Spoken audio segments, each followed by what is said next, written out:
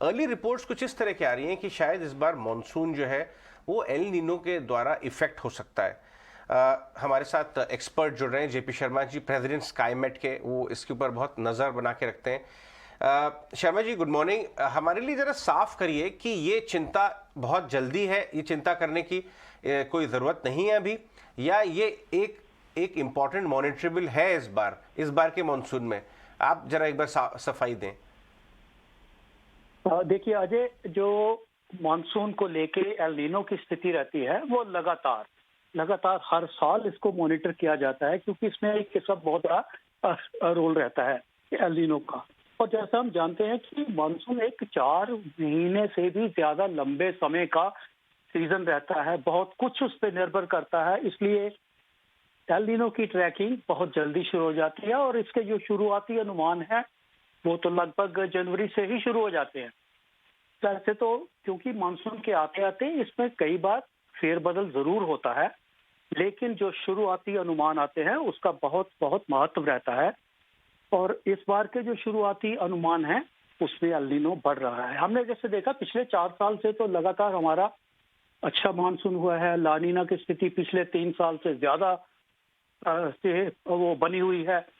और इस बार अभी संकेत ऐसे हैं, ला नीना तो कम हो रहा है, उसके साथ ही साथ न्यूट्रल कंडीशन बन रही हैं और मानसून के आते आते हमें एल नीनो की स्थिति देखने को मिलेगी। ओके, अभी तो 4 महीने जो एल नीनो के हैं, शुरुआती दौर में देखिए जैसे मैंने बताया, पैसिफिक ओशन में जो वार्मिंग होती है अगर वो सामान्य से ज्यादा हो जाए तो उसी को ही हम ला नीनो का रूप मानते हैं।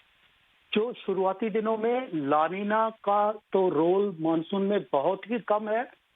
न्यूट्रल कंडीशन लगभग 60%, एल नीनो 40%। और जब तक मानसून खत्म होगा उल्टी स्थिति, एल नीनो लगभग 60%, जो न्यूट्रल है वो 40% और ला नीना निल।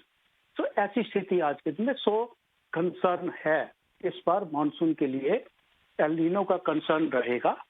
और क्योंकि एल नीनो हमारे लिए मानसून के लिए अच्छा तो नहीं होता, ये पूरे चक इसलिए इसके बारे में हमें स्टडी अपना जो क्लोज वॉच रखनी पड़ेगी मानसून की। जी ओके शर्मा जी, बहुत बहुत शुक्रिया ये बात हमें एक्सप्लेन करने के लिए। कि जिस्ट ये है शर्मा जी की बात का कि आपको क्लोज वॉच रखनी पड़ेगी और रिस्क टेबल पे आ चुका है। हालांकि जनवरी से डेवलप हो रहा है, लेकिन अब हम फेब में आ गए और इसकी जो अर्ली ट्रेंड्स हैं वो देखना बहुत जरूरी होता है। ये बात बता रहे हैं, बहुत जरूरी। साइंस में ही हम ये इंडिकेट भी कर रहे हैं और इसका अगर प्रभाव ज्यादा पड़ेगा तो एग्रीकल्चरल सेक्टर पर असर होगा। बिल्कुल, सूखा आया तो फिर सूखा तो बहुत कहना जब अर्ली हो जाएगा। हाँ। लेकिन मानसून थोड़ा कम भी हुआ, डिस्टर्ब होगा मानसून का सीजन। एल नीनो हर बार 3-4 साल के बाद आता ही है और इस साल आपकी प्रोबेबिलिटी ज्यादा है। फूड प्राइसेस में एक इम्पैक्ट दिख सकता है। जी हाँ, एक बार अविनाश से डिस्कस कर लेते हैं। अविनाश, ये बहुत अर्ली है, ये बात बिल्कुल सही है, लेकिन जैसे शर्मा जी बता रहे थे कि ये रिस्क आ गया है, थोड़ा रिस्क है। ये क्या बाजार को भनक है इसकी, या अभी नहीं है, या बाजार इसको दिखेगा बहुत क्लोजली? नहीं, इनफैक्ट अजय, मुझे लग रहा है कि अभी तो किसी को आइडिया नहीं है कि एल नीनो कितना सीवियरली मानसून को इफेक्ट करेगा, क्योंकि ये अर्ली सिग्नल्स है। देखिए, हर साल एल नीनो के बारे में बातें होती है और 4 सालों से तो मानसून बहुत नॉर्मल से कहीं अच्छी है।